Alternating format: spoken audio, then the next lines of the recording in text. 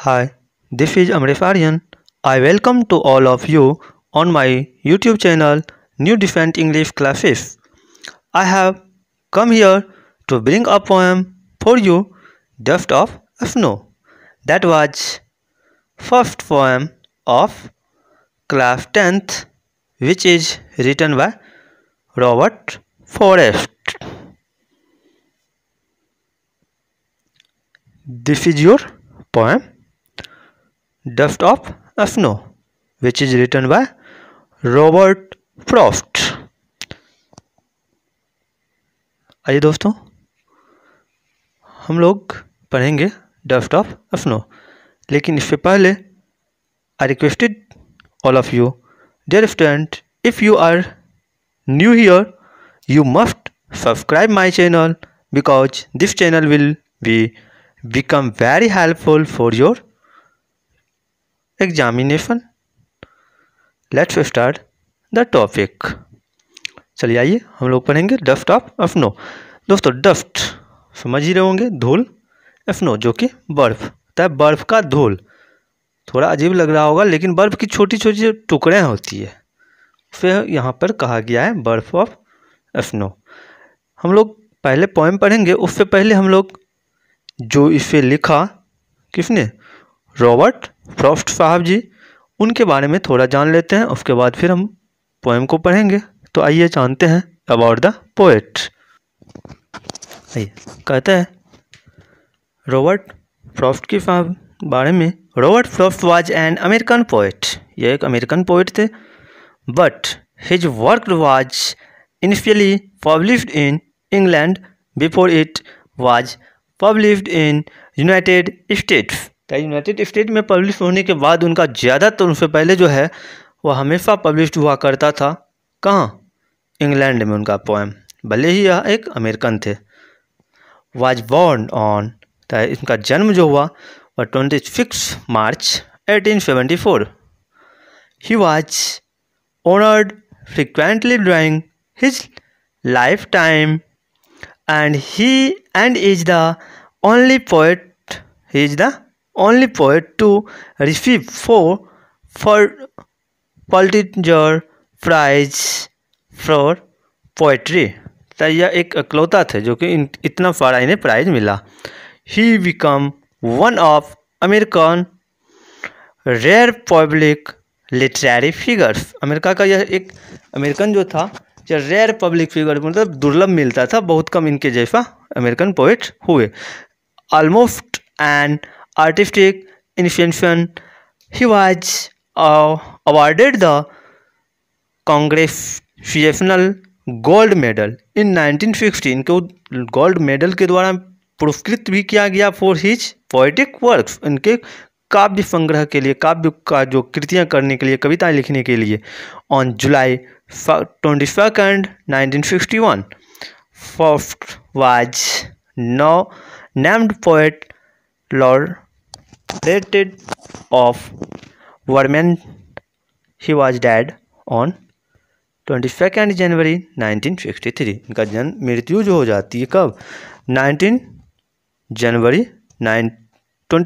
जनवरी 1963 में। आइए इनके द्वारा कुछ इम्पोर्टेंट वर्क्स है उसे जान लेते हैं।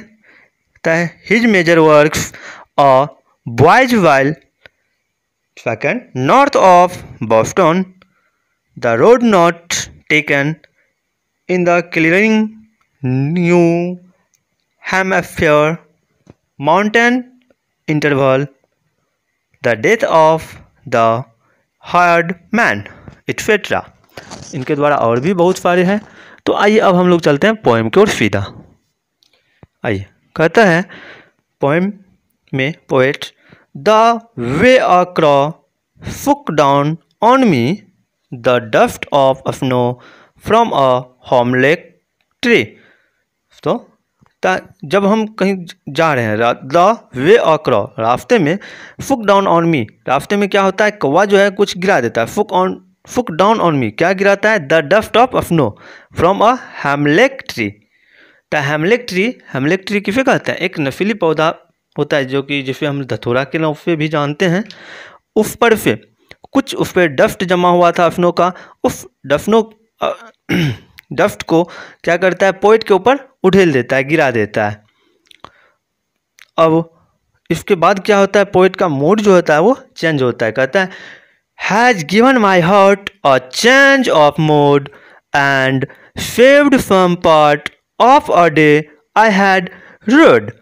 अब वह क्या करता है, जैसा कि आमतौर पर ऐसा घटनाएं बहुत बार देखा होगा, कभी कभी हम लोगों को कहीं जाने के क्रम में क्या होता है, कुछ किसी का कहना होता होगा, सुना ज़रूर होगा कि अगर हम कहीं राह चल रहे होते हैं, काली बिल्ली अगर रास्ता काट दे तो हम लोग मूव कर जाते हैं, आगे नहीं जाते हैं, जबकि उससे कुछ होता होगा, नहीं होता है कोई वह जो भी हो, लेकिन उसका जो वेरीफाइड नहीं किया गया है कि इससे कुछ खतरा है या फिर कुछ है, लेकिन ऐसा एक हम लोगों को इमेजिनेशन वाली फीलिंग आ जाती है, ये बैड। अब यहाँ पर क्या करता है पोएट, जब उसे बर्फ़ का टुकड़ा, छोटी छोटी बारीक टुकड़ा जो होता है उसके शरीर पर गिरा देता है कौवा ने, तो वह आगे नहीं जाता है। जबकि इवन देन बर्फ़ के टुकड़ा गिर जाने से कोई खास बात है नहीं होता है, लेकिन वो आगे ना जा कर के वह कम बैक होना पड़ता है उसे, इस वजह से उसका मूड जो है चेंज हो जाता है। सिंपल सी बात है, अगर हम कहीं काम पे जा रहे हो कि कुछ करने के लिए और रास्ते से मुझे लौटना पड़े, खैर तो होगा, तो पोएट को भी थोड़ा बुरा फील ज़रूर हुआ। और बट सेकंड वह क्या कहता है, and saved some part of a day, उतना कुछ होने के बाद अब टाइम तो बच गया उसे। आज की बिजी लाइफ में किसी के पास टाइम नहीं होता है, क्योंकि हर कोई एक वर्क से जुड़ा होता है, किसी न किसी वर्क से। तो पोएट कहीं जा रहा था, जब उसे इस तरह की घटनाएं हुई, क्रॉ के द्वारा डस्ट में गिरा, तो वह कम बैक हुआ तो जिस काम के लिए वह टाइम निकाला था उस टाइम तो अब खाली है, इसलिए कहता है कुछ टाइम उसे बच गया। I had rued, but time बचने के बाद भी वह क्या है, रूड है, उसे वह हैप्पीनेस नहीं है, रूड है, वह पछतावा कर रहा है कि मेरा वो काम नहीं हो पाया जिस काम के लिए मैं घर से निकला था। तो आज के पोएम इतना ही, कल हम नेक्स्ट पोएम लेकर के आएंगे और फायर एंड आइस। तो वीडियो को लाइक, शेयर, कमेंट और खास बात है चैनल को सब्सक्राइब करना ना भूलें। मिलते हैं अगले वीडियो में।